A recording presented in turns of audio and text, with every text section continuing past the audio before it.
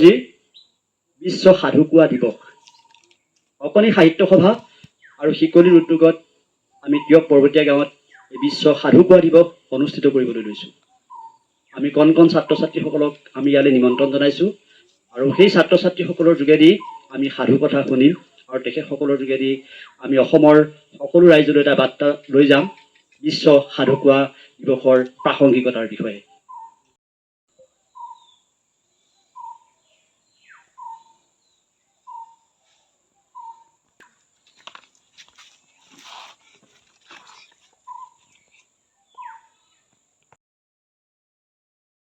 ভুলভ্ৰান্তি হ'লে ক্ষমা কৰি দিব।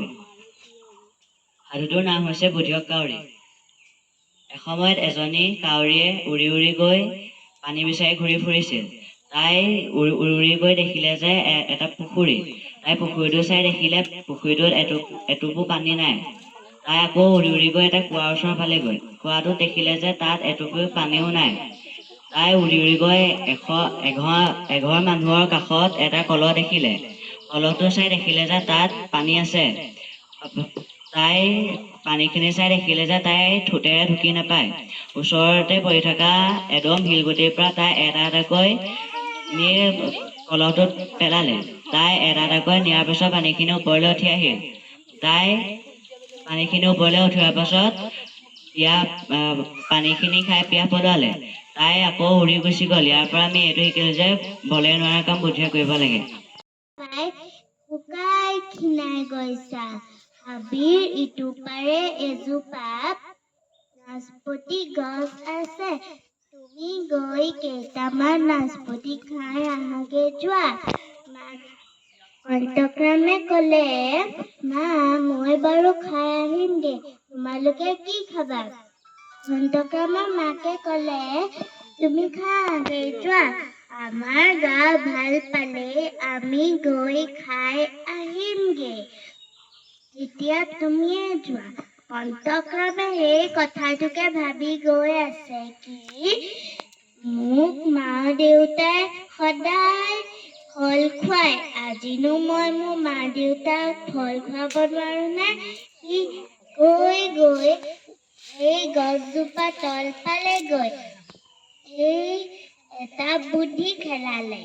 সি 1 2 3 কৈ ওলোটা বাগৰ এটা মাৰি তাৰ কোমল কাঁইটত 4টা নাচপতি লাগি আহিল। সেয়া দেখি অন্তক্ৰম বৰ সুখী হ'ল। সেই নাচপতিকেইটা লৈ গৈ অন্তক্ৰমে নিজৰ মাক দেউতাকক দেখুৱালে। অন্তক্ৰমৰ মাক দেউতাকো বহুত সুখী হ'ল। তাহাত তিনিওটাই ক'লে, অন্তক্ৰমৰ বুদ্ধিহে সঠিক, কাঁইট হ'লে বৰ পুণ্য। পঢ়াৰ বাবে ভালদৰে চিকাৰ কৰিব পৰা নাছিল। এদিন তাৰ প্ৰচণ্ড জোৰেৰে ভোক লাগিছিল। সি তেতিয়া ভাবিলে, বানলৈ গৈ চিকাৰ কৰাটো বৰ কঠিন হ'ব। তাতোতকৈ মই নদীতে কেইটামান মাছ ধৰোঁগৈ।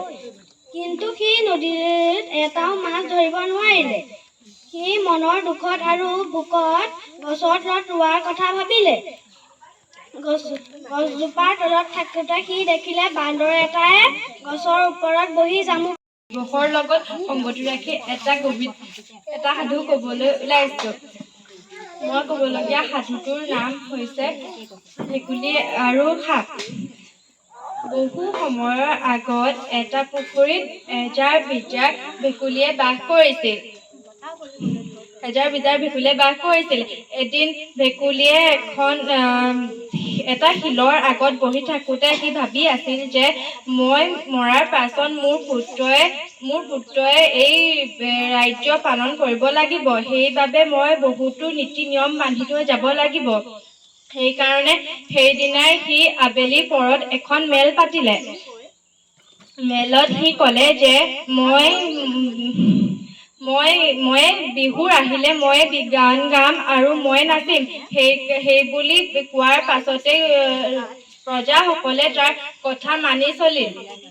তাৰ পাছত যেতিয়া বিহুৰ আগত বৰষুণত তাহাঁতি বিহুৰ নাম হৈছে ঢেকুৰা আৰু তাৰ চাহ। এদিন ঢেকুৰাই তাৰ মুখত মঙহ এটুকুৰা লৈ সাকুৰে নৈ পাৰ হ'বলৈ ধৰিলে। সাকুৰে নৈ পাৰ হৈ থাকোঁতে সি নিজৰ ছাঁটো দেখিলে। ছাঁটো দেখি সি ভাবিলে যে এইটো আকৌ ক'ৰ কুকুৰ, ইয়াৰ মুখতো দেখোন এটুকুৰা মঙহ আছে। মঙহ টুকুৰা অনাৰ লোভত সি ভুকিবলৈ ধৰিলে।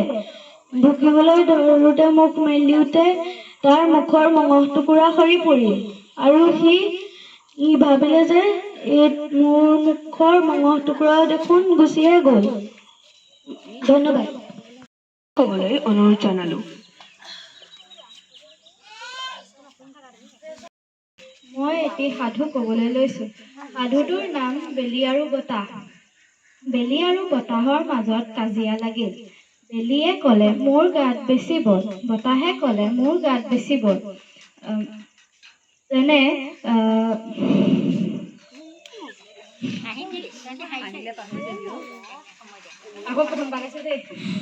ক'লে এই মানুহজনৰ গা পা যোনে চাদৰখন আঁতৰাব পাহে। বেলিয়ে ক'লে প্ৰথমতে তোমাৰ পাল। বতাহে বহুত বতাহ বলিবলৈ ধৰিলে। বতাহ বলাৰ পিছত মানুহজনে সাধু ক'বলৈ লৈছোঁ। সেই সাধুটোৰ নাম হৈছে যাদুকৰী ঘণ্টা। এসময়ত এটা বান্দৰ আছিল। সেই বান্দৰটোৰ নাম আছিল ৰবি। ৰবিয়ে ফল বিচাৰি ফুৰিছিল। এটা সাধু কম। সাধুটোৰ নাম চৰাই আৰু হাতী। এজোপা গছত এজনী চৰাই বাস কৰিছিল তাইৰ পোৱালীকেইটাৰ সৈতে। সেই গছজোপাৰ আশে পাশে এটা হাতী ঘূৰি ফুৰিছিল। হাতীটোৱে সদায় সেই গছজোপাক ঘাঁহ কঢ়াইছিল। হাজৰিকা, মই এটা সাধু ক'বলৈ লৈছোঁ। সাধুটোৰ নাম হ'ল বুদ্ধিয়ক কাউৰী। এখন গাঁৱত এটা কাউৰী আছিল। কাউৰী বহুত পিয়াহ লাগিছিল। তেতিয়া সি উৰি গৈ পেলাই ঘৰৰ ওচৰত কলহ এটাত পানী আছে দেখিলে। তাৰপিছত সি সাধুৰ মুখে ল'ৰা পালে এপাচি ইমান গধুৰ। আৰু সেই এপাচি সাধুৰ আইতাৰ কোলাত বহি আইতাৰ মুখে শুনাই এটা সাধু মই ক'বলৈ লৈছোঁ। সাধুটোৰ শিৰোনাম কণ্টকামৰ বুদ্ধি। বহু দিনৰ আগৰ কথা। এখন হাবিত এটা কেটেলা পশু আছিল। তাৰ নাম কণ্টকাম। তাৰ মাক দেউতাকৰ এবাৰ বৰ অসুখ হৈছিলে। সেইবাবে মাক দেউতাকে তাক ফল মূল আনি দিব পৰা নাছিলে। তেতিয়া কণ্টকামে ভোকত কষ্ট পোৱা দেখি মাকে কণ্টকামক ক'লে, উপায় হাবিৰ সিটো মূৰে এজোপা নাচপতি গছ আছে, তই আজি খাগৈ যা। তেতিয়া কণ্টকামে সুধিলে, মাক তোমালোকে কি খাবা? তেতিয়া মাকে ক'লে, আমাৰ যেতিয়া গা ভাল হ'ব তেতিয়া আমি এনেও খামগৈ, এতিয়া তই হয়। আৰু বিশেষকৈ মাইক্ৰফোনৰ আগত কথা কোৱাৰ যি অভ্যাস, হয়তো আমি ছাত্ৰ ছাত্ৰীসকলক এই গাঁৱৰ পৰাই লৈ যাব লাগিব। আজি আমি হয়তো কোনোবাই প্ৰথম মাইক্ৰফোনৰ আগত কথা কৈছে, কোনোবাই হয়তো ইয়াৰ আগতেও কৈছিলে, কাৰোবাৰ কথা লাগি ধৰিছে। গতিকে যেতিয়া এনেকে আমি গাঁওবিলাকত এনেকে সাধু কথাই হওক, কবিতাই হওক, এনে অনুষ্ঠানবিলাক কৰি গৈ থাকিম, আমাৰ ভয়বিলাক নাইকিয়া হৈ গুচি যাব।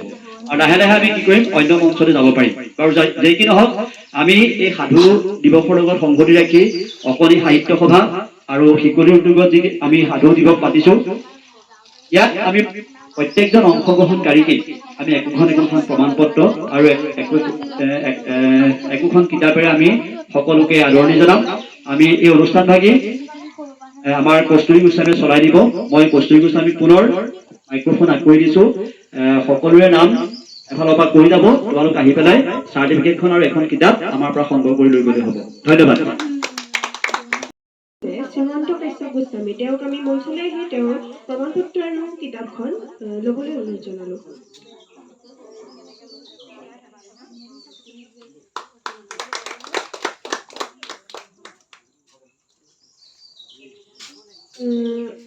পৰৱৰ্তী শিল্পীগৰাকী হৈছে অলংকৃতা হাজৰিকা, তেওঁক আমি মঞ্চলৈ আহিবলৈ অনুৰোধ জনালোঁ।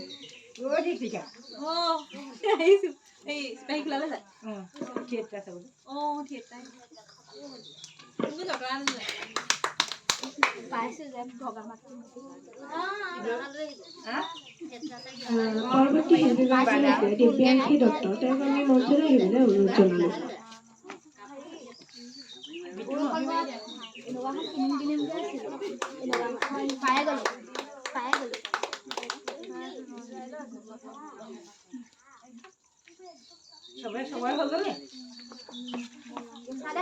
পৰৱৰ্তী শিল্পীগৰাকী হৈছে চিন্ময়জ্যোতি বৰা।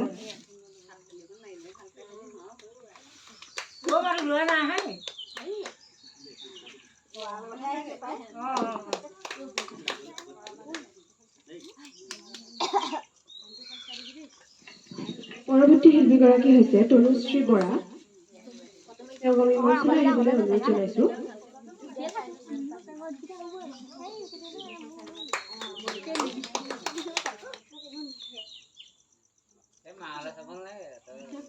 পৰৱৰ্তী শিল্পীগৰাকী হৈছে অংশুমান বৰা। অংশুমান বৰা।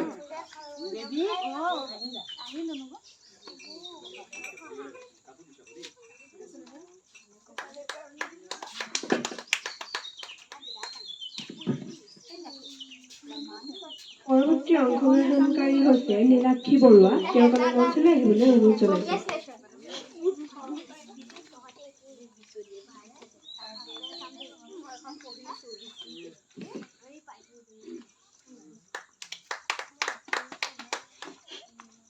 পৰৱৰ্তী শিল্পীগৰাকী হৈছে অনুষ্কৃতা হাজৰিকা।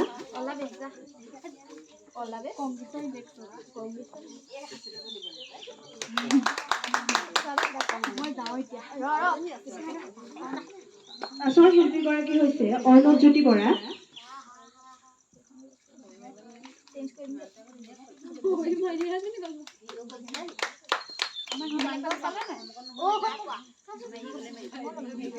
পৰৱৰ্তী শিল্পীগৰাকী হৈছে অভিজ্ঞান বৰুৱা।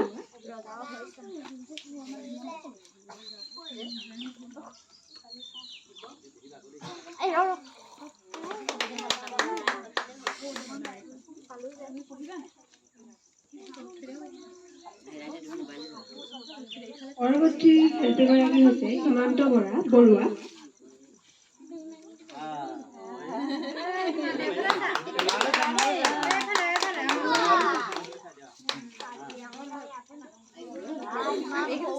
পৰৱৰ্তী শিল্পীগৰাকী হৈছে তেজস বৰদলৈ।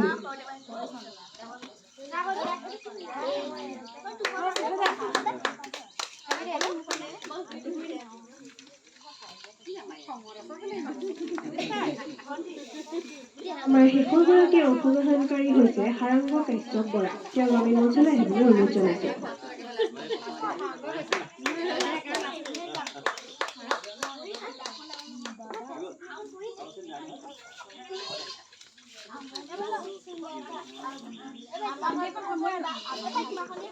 আমি এই অনুষ্ঠানত অংশগ্ৰহণ কৰা সকলোকে আমি আমাৰ ফালৰ পৰা ধন্যবাদ জ্ঞাপন কৰিছোঁ। তোমালোকক আমি আচলতে অংশগ্ৰহণ কৰাৰ কাৰণে আমি অভিনন্দন হিচাপে এখন প্ৰমাণ পত্ৰ আৰু এখন কিতাপ দিছোঁ। তোমালোকে সকলোৱে কিতাপখন পঢ়িবা আৰু তোমালোকৰ যিখন প্ৰমাণ পত্ৰ সেই প্ৰমাণ পত্ৰখনো এসময়ত কামত দিব। হয়তো এতিয়া গম নোপোৱা, যেতিয়া ডাঙৰ হৈ যাবা, ডাঙৰ হৈ যোৱাৰ লগে লগে যে আমি সাধু কথা শিকিছিলোঁ, বিশ্ব সাধু দিৱস পাতিছিলোঁ, সেই সাধু দিৱসখন তোমালোকৰ কামত দিব। গম পালানে? সকলোকে মই ধন্যবাদ জ্ঞাপন কৰিছোঁ। আমি আমাৰ যিসকল অভিভাৱক আমাৰ এই অনুষ্ঠানত সহযোগ কৰিলে আমি সকলোকে আমি ধন্যবাদ জ্ঞাপন কৰিছোঁ। এটা কথাই কৈছোঁ যে আপোনালোকৰ ল'ৰা ছোৱালীসকলক অকল পঢ়াৰ ক্ষেত্ৰত বিশেষকৈ আগবঢ়াই লৈ যাওক। এতিয়া হয়তো মই বাৰে প্ৰতি কৈ থাকোঁ যে যদি আমি অন্যবিলাকলৈ চাওঁ, অন্য গাঁওবিলাকলৈ চাওঁ, প্ৰত্যেকখন গাঁৱতে হয়তো 4-5টা ল'ৰাই চাকৰি পাইছে, কিন্তু আমাৰ গাঁৱত শূন্য।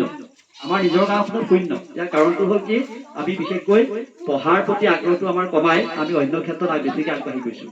গতিকে মই পুনৰবাৰ ছাত্ৰ ছাত্ৰীসকলক অনুৰোধ কৰিছোঁ যাতে তোমালোকে পঢ়ি পেলাই এই গাঁওখনলৈ সুনাম কঢ়িয়াই আনা আৰু ভৱিষ্যতৰ দিন ধৰি একেলগে বাস কৰি আছিল।